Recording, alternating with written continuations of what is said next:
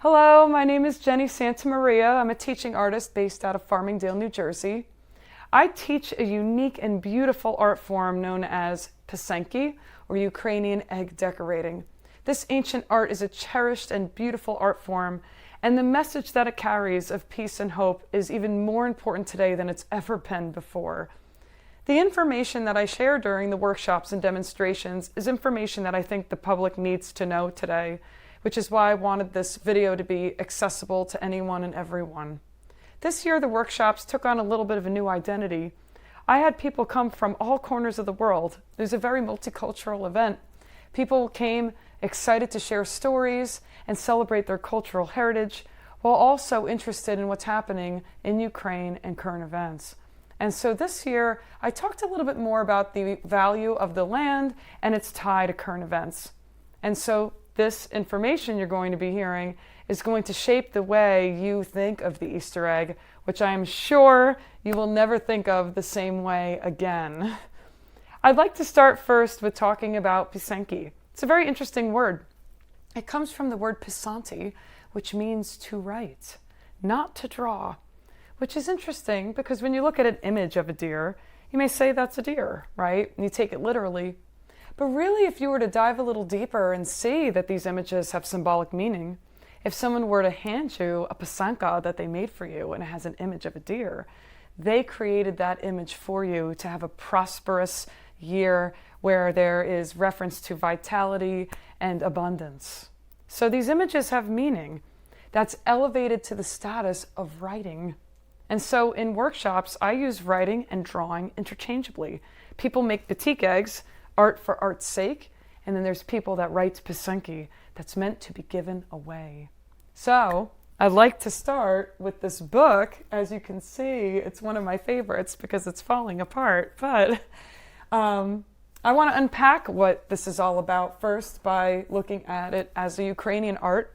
Pysanky is a Ukrainian indigenous tradition that goes back very, very far, as you will see.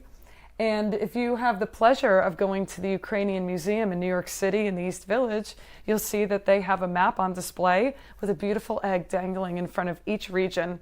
The images and symbols we see on those eggs in front of each region is specific to that region.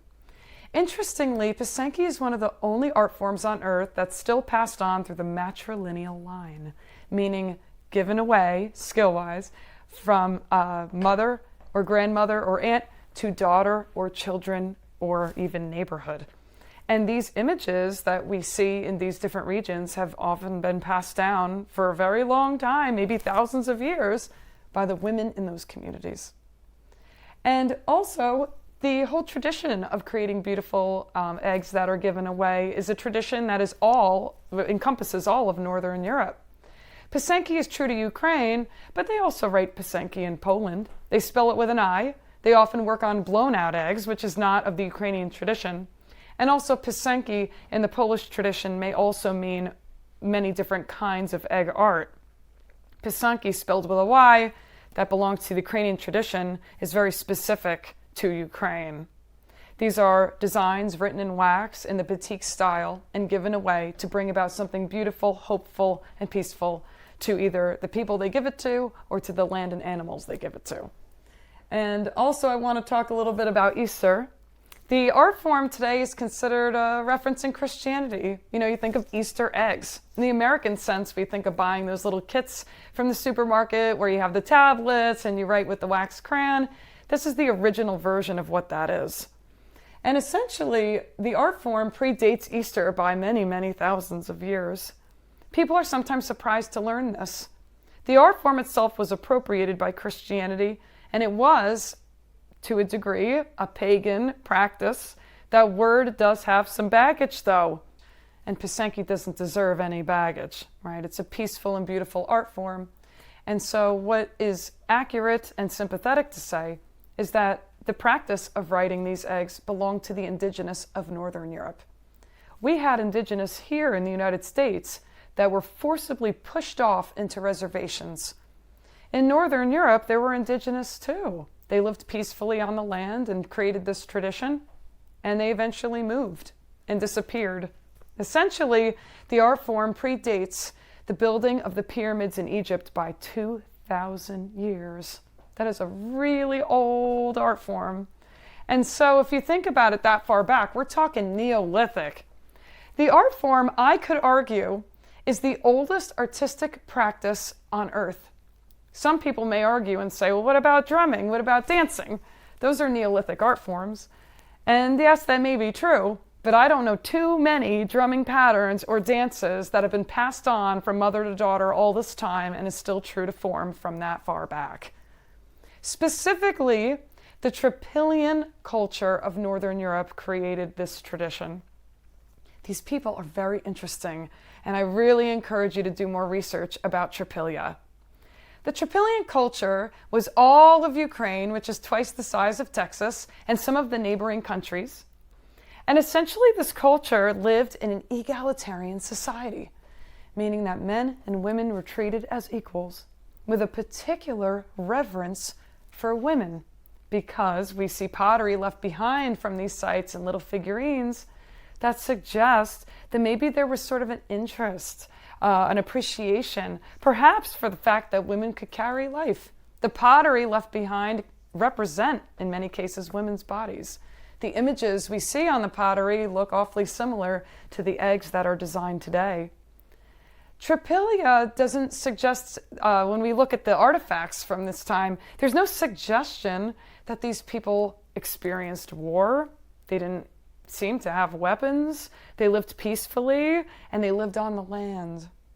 I'd like to talk a little bit about the land of Ukraine.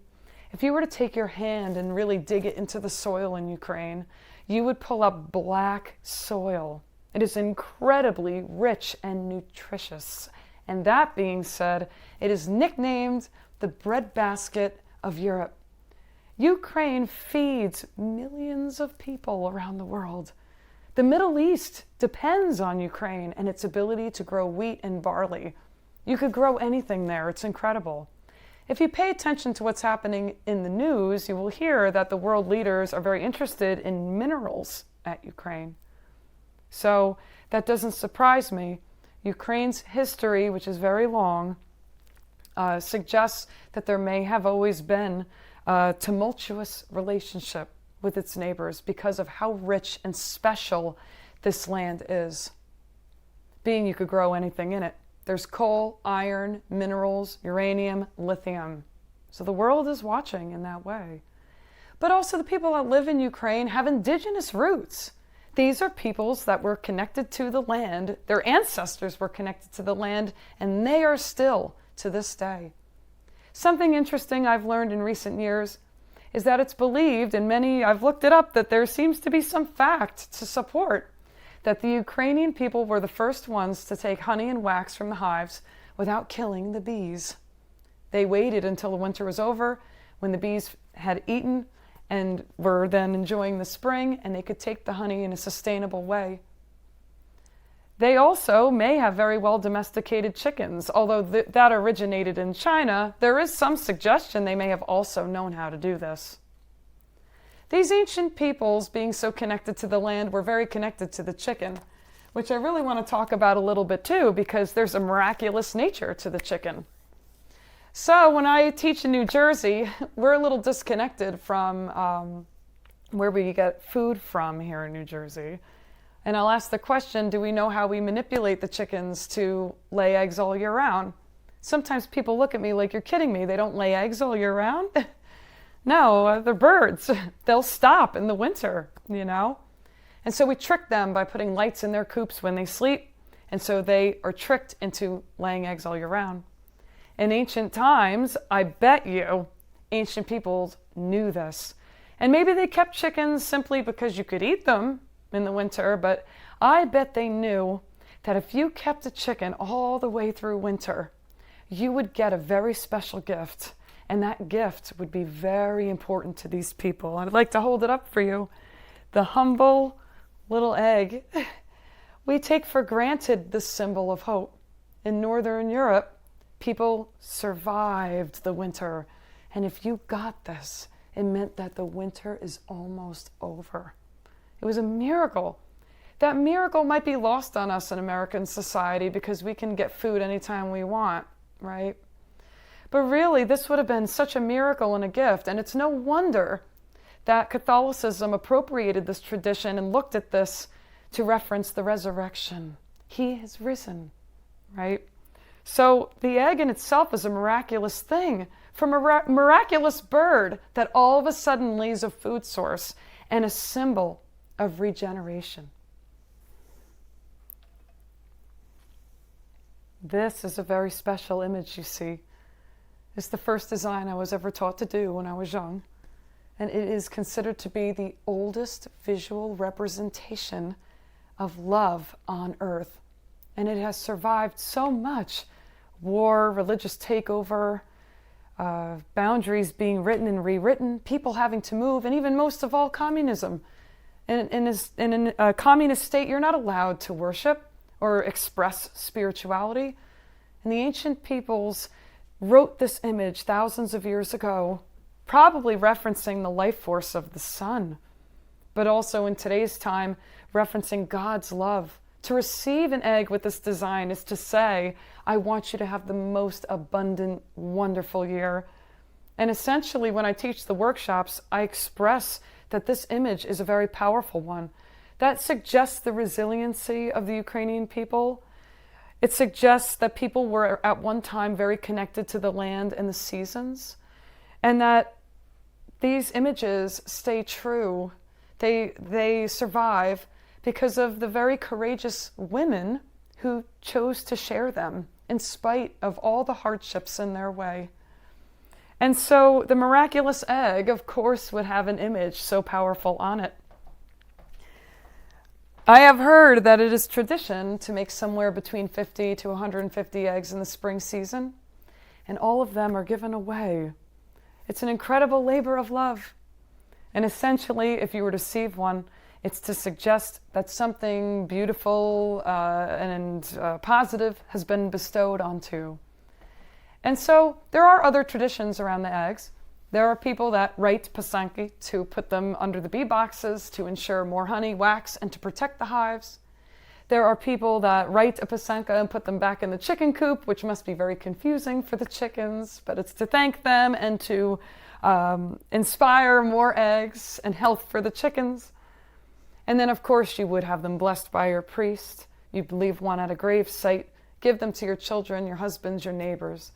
And so this tradition of giving away is really something we see throughout all of Northern Europe and Canada. The eggs are a big deal in Canada too. Many people left Northern Europe during the World Wars to move to Canada, and here in New England, where I teach so frequently.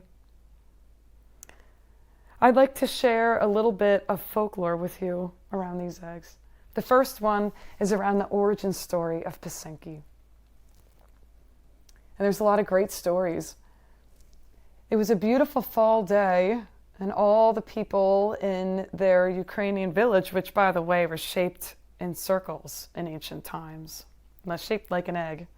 These people were all enjoying a beautiful fall day, and the birds were singing, and all of a sudden, the winter swept in.